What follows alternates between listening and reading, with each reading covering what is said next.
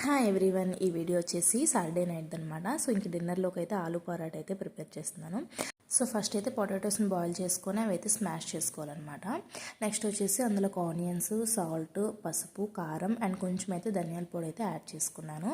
ఇవన్నీ వేసుకున్న తర్వాత బాగా అయితే మిక్స్ చేసుకోవాలన్నమాట. సో ఇదైతే మిక్స్ చేసుకున్న తర్వాత నేనైతే డైరెక్ట్గా ఇందులో గోధుమ పిండి అయితే యాడ్ చేసుకుంటున్నాను అనమాట. సెపరేట్గా అయితే కలుపుకోలేదు.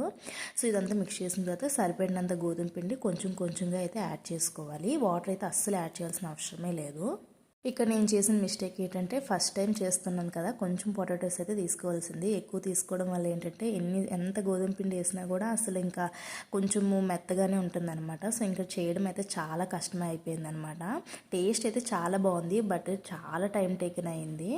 సో ఫైనల్గా ఏం చేశానంటే ఒక ప్లేట్ తీసుకుని ఆయిల్ అయితే అప్లై చేసుకొని పైన కొంచెం గోధుమపిండి అయితే వేసుకొని మనం బొబ్బట్లు ఎలాగైతే మనం స్ప్రెడ్ చేసుకుంటామో అలాగైతే చేసుకొని ఇంకా ప్యాన్ మీద వేసుకొని ఆయిల్ అయితే అప్లై చేసుకొని ఫ్రై అయితే చేసుకున్నాను. కొంచెం టైం అయితే ఎక్కువే తీసుకుంది. ఫస్ట్ టైం ట్రై చేస్తే మాత్రం కొంచెం క్వాంటిటీ అయితే ట్రై చేయండి. అంతే. ఇంక వీడియో బాయ్ బాయ్.